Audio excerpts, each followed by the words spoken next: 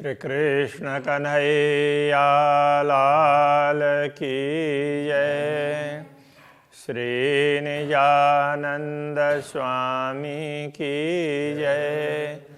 श्री प्राणनाथ प्यारे की जय।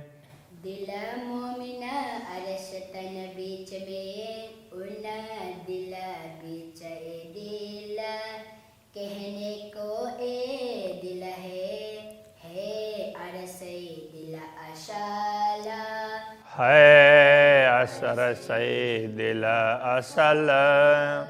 श्री कृष्ण कन्हैया लाल की जय। यह प्रकरण बड़ा ही मार्मिक है। इसकी एक एक चौपाइयों का भाव अति उत्तम है। वैसे तो तारतम सागर की सभी चौपाइयाँ उत्तम भाव रखती है, फिर भी इसमें कई रहस्य स्पष्ट होते हैं, इसलिए इसको कलश का भी कलश ये नाम दिया है। तो हक नजीक कया रूहन को और नूर नजीक फिरस्तन। इसलिए ब्रह्मात्माओं को पूर्ण ब्रह्म परमात्मा के निकट रहने वाली ऐसा कहा है।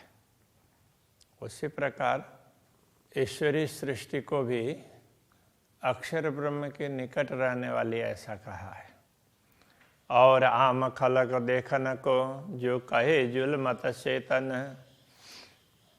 शेष आम खलक सामान्य जीव हैं, वो सब देखने मात्र के लिए सृष्टि को, ये खेल को, उस खेल संपादन के लिए है, उनकी दूसरी विशेष भूमिका नहीं होती है। जो कहे जुल्मत से तन, तो जिनका असली दिव्य धाम में नहीं है तो तो शून्य निराकार को असली समझते हैं, इस प्रकार कहा है। तो कुछ ग्रंथों में ऐसा कहा है, सभी ग्रंथों में इस प्रकार से नहीं है। ये तीनों गिरो कही जायरा पर ये बीच मार्फत रहा। तो ये तीनों प्रकार की आत्माएं, तीनों प्रकार की आत्माओं का समूह स्पष्ट रूप से बताया गया है। उनमें से एक का तात्पर्य यहाँ ब्रह्म सृष्टि। तो ये बीच मार्फत रहा, मार्फत रहा के बीच में, मार्फत रहा का तात्पर्य पूर्ण ब्रह्म परमात्मा की पहचान के मार्ग के अंतर्गत ब्रह्मात्मा ही हैं, वही पहचानती है। ए कलाम अल्लाह में बेवरा यूं ही कया रूह अल्लाह। तो अल्लाह कलाम में इस प्रकार का विवरण दिया है। अब अल्लाह कलाम कहेंगे तो मुसलमानों के लिए अल्लाह कलाम कुरान, कतेब ग्रंथ, और सनातन हिंदू धर्मावलंबी के लिए ब्राह्मी वचन, जितने भी श्रुति ग्रंथ वगैरह हैं, श्रुति स्मृति पुराण, तो ये है। अब कतेब परंपरा में उसमें भी काफ़ी विभाजन है। मुस्लिम अलग मानते हैं, क्रिश्चियन अलग मानते हैं, यहूदी अलग मानते हैं, वो एक ही परंपरा। तो इसी प्रकार से सनातन धर्म में भी विभिन्न प्रकार के विभाग हैं। तो उनमें तो थोड़ा थोड़ा मत अंतर है, किंतु सभी श्रुति स्मृति और पुराण से परिचित हैं और सबको उनका प्रमाण चाहिए होता है। इसलिए कहते हैं, तो ये धर्म ग्रंथों में, वेद कतेब आदि ग्रंथों में इस प्रकार का विवरण दिया है। यूं ही कया रूह अल्लाह। तो इस बात को सदगुरु श्री देवचंद्र जी ने प्रकट होकर के स्पष्ट करके बता दिया। बाकी तो लिखा तो पहले से ही था, तो उसको स्पष्ट करने वाले तो कोई चाहिए ना, तो सतगुरु ने ये किया है। पर आम खलक ना समझे जाके पैदाश कही जुल्मत, जिनकी उत्पत्ति ही शून्य निराकार से जो लोग अपनी उत्पत्ति अपना मूल ही शून्य निराकार मानते हैं, उनको इस विषय में पता नहीं चलता है। इल्म लुदन्नी से जानत रुआ मोमिन बीच बाहेदत। तो ब्रह्मात्माएं कैसी है कि अद्वैत भूमिका के रहने वाली है, इसलिए उनको ही ब्रह्म ज्ञान तारतम्य ज्ञान से इस बात की पहचान हो सकती है, वो समझ सकती है इस रहस्य को। इल्म नुक्ते की शाहिदी हक सूरत अरस मार्फत।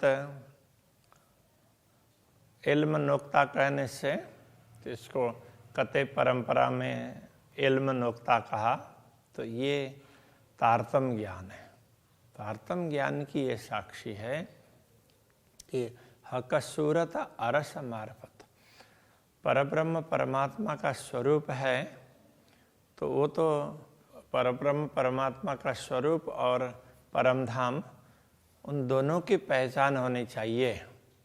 तो ये बात तारतम्य ज्ञान से स्पष्ट होती है, इन दोनों की पहचान तारतम्य ज्ञान से ही होती है। शास्त्रों में अलग अलग ग्रंथों में लिखा हुआ है, किंतु तारतम्य ज्ञान के बिना वो स्पष्ट नहीं हो पा रहा है। सो सब बातें फुरमान में, ये सारी बातें फुरमान में कहने से कई लोग तो सोचते हैं कि कुरान में, यहाँ केवल कुरान की बात नहीं है, जो भी धर्म ग्रंथ जिसमें परमात्मा की बातें कही गई है उनमें इस प्रकार की बातें कही है। खोले हक की सूरत हकीकत, तो इस हकीकत को, इस यथार्थता को तो रसूल मोहम्मद ने जो मोहम्मद के 3 स्वरूप की बात कही है, उसमें जो अंतिम स्वरूप है वो उसको बड़े स्पष्ट करके बता देंगे। तो इसलिए ये समझना होगा, जो शास्त्रों में, सब ग्रंथों में बहुत कुछ बातें बताई है, जिन जानो शास्त्रों में नहीं है शास्त्रों में सब कुछ, पर जीव सृष्टि क्या जान ही जाकी अकल है तुझ। तो ऐसा मत समझना कि शास्त्रों में लिखा नहीं है, सभी धर्म ग्रंथों में बहुत कुछ कहा गया है, किंतु जिनकी बुद्धि ही तुच्छ है, ऐसी दुनिया के लोग हैं, वो कैसे समझ पाएंगे। इसलिए वो उनको पढ़ भी लेते हैं, किंतु उनके पल्ले नहीं पड़ती है, अलग ही अर्थ निकाल लेते हैं। बसरी मल की और हकी जो कही मोहम्मद 3 सूरत, रसूल मोहम्मद ने बसरी मल की और हकी ऐसा करके जो 3 स्वरूप की बात कही थी। 2 देवे हक की शायदी फरदा रोज क़यामत, उनमें से 2 स्वरूप है क़यामत के समय पर प्रकट होकर के इन सारी बातों की साक्षी देंगे, ऐसा भी कहा गया था। नबी नबूवत कुरान माजजा, ये 2 साबित होवे इनसे। नबी की नबूवत का तात्पर्य, जो लोग परमात्मा नबी कह करके पैगंबर को मानते हैं, पैगंबर का अर्थ होता है परमात्मा का संदेश देने वाले। जो भी परमात्मा का संदेश देने वाले महापुरुष हुए हैं, अवतारी पुरुष हुए हैं, जो महानुभाव हुए हैं सृष्टि के आदिकाल से लेकर के आज तक, तो ये सचमुच परब्रह्म परमात्मा की बात कर रहे हैं। तो इस प्रकार से उनके जो वो परमात्मा का संदेश देने वाला वो सिद्ध करना, और जो कुरान कहने से अल्लाह कलाम, तो शास्त्र वचन, उनमें जो रहस्य छिपे हुए हैं उनका स्पष्टीकरण करना, ये 2 साबित होवे इनसे।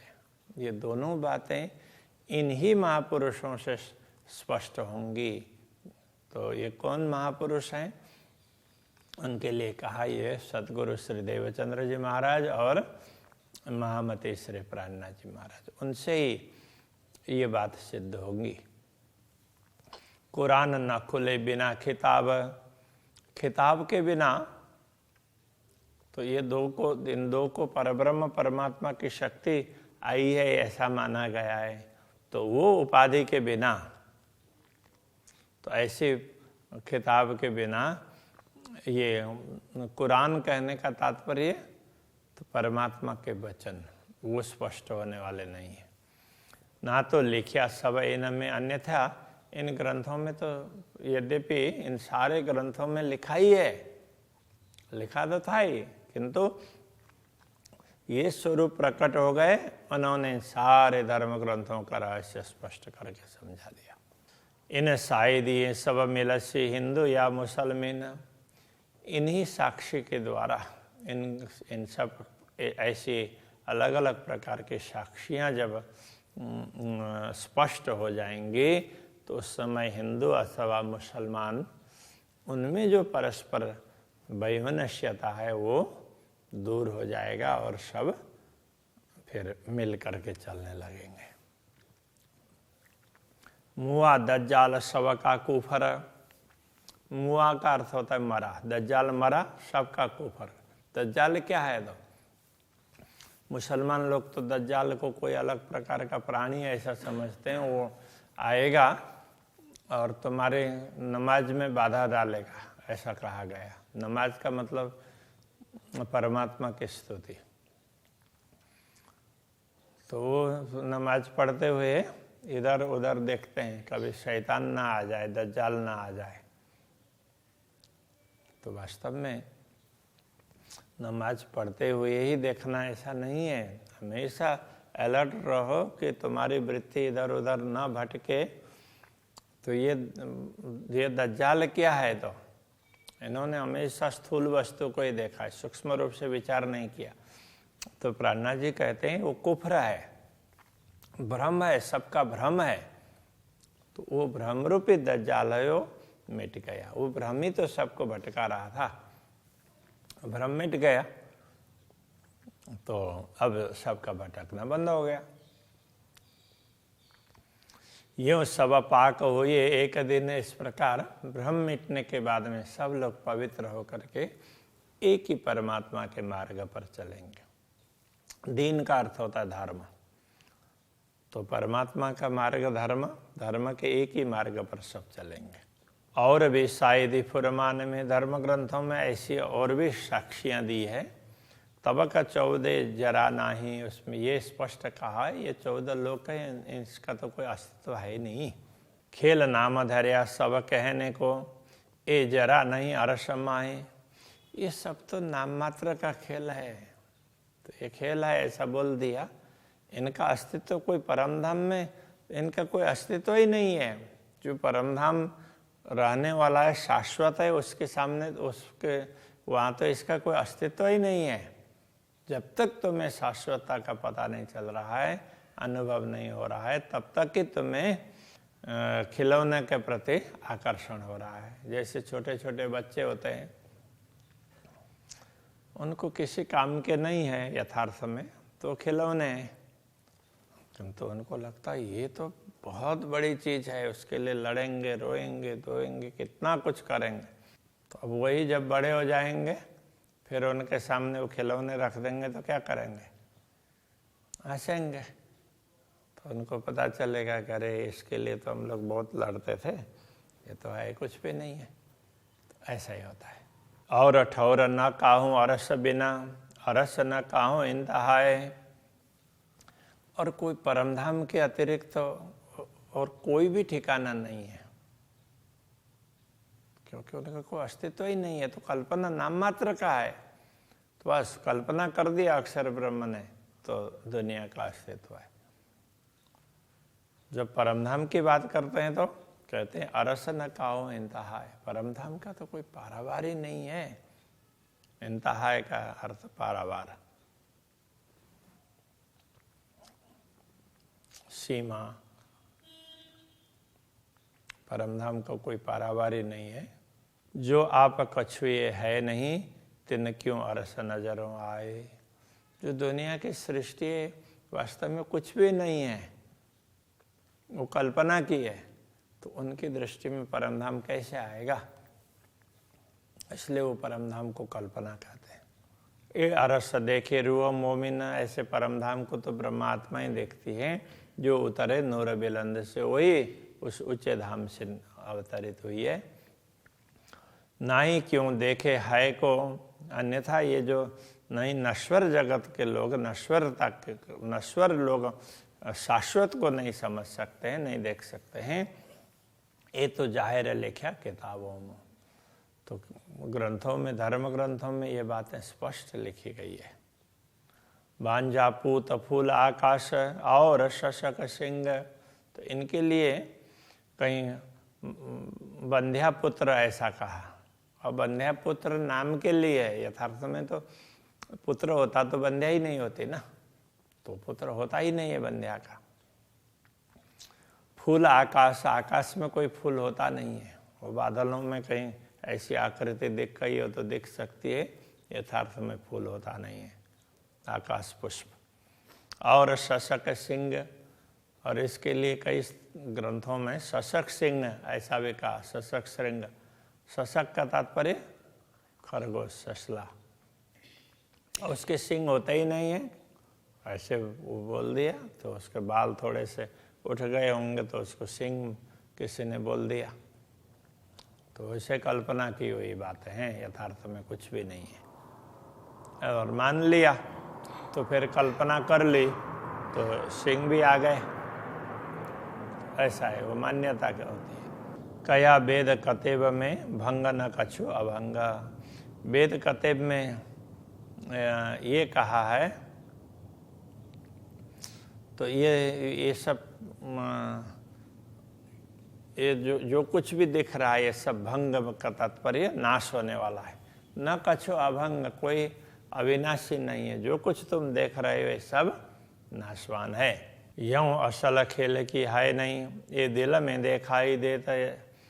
यथार्थ में असल है, वो खेल में नहीं है, तो ये खेल है, तो असल में ये खेल का भी कोई अस्तित्व नहीं, खेल का कोई अस्तित्व ही नहीं है यथार्थ में, तो है क्या, तो उसके लिए कह रहे हैं ये दिल में दिखाई देते हैं, तो मात्र ब्रह्मात्मा उनको दिखाई दिया, तो बोला उनको बोला तुम्हें मैं दिखाऊं, तो दिखा दिया, बस इतना ही है, बाकी कुछ भी महत्व नहीं है। किया हुक्म मोहम्मद रूहों देखने, श्री राज जी के आदेश ने, यहाँ पर मोहम्मद कहने से अब यहाँ श्यामा जी के लिए, तो श्यामा जी और ब्रह्मात्माओं को दिखाने के लिए ये सब कहा गया है, ये खेल दिखाया है, उनको बताने के लिए इसकी कल्पना की है।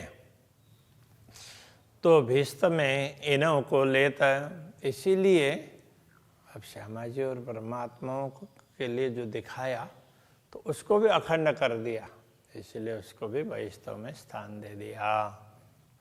हक हुक्म सब बेवरा किया वास्ते आदि रूहन, तो पूर्ण ब्रह्म परमात्मा के आदेश ने ही ये सारा विवरण दिया है, वो भी हादि और रूह श्यामा जी और परमात्माओं के लिए ये सारा विवरण दिया है।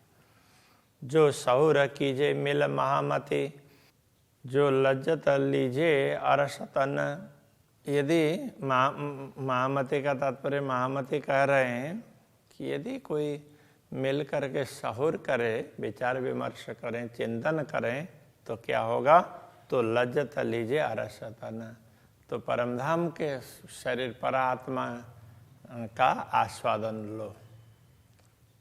तो कहने का तात्पर्य परात्मा का अनुभव कर लो, तो हमारा मूल तो परात्मा है, तो बस उसकी दृष्टि से देख लो, तो हमेशा आनंद ही आनंद का अनुभव होगा। तो अभी यहीं रखते हैं। श्री कृष्ण कन्हैया लाल की जय।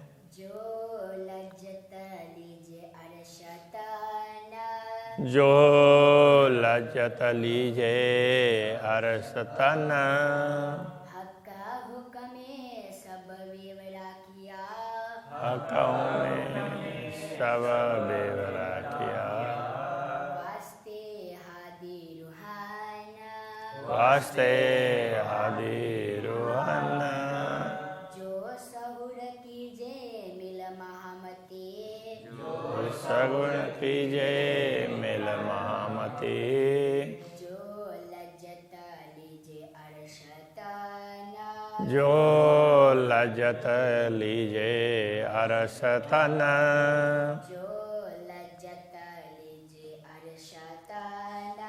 जो लज्जत लीजे अरस तन। कृष्ण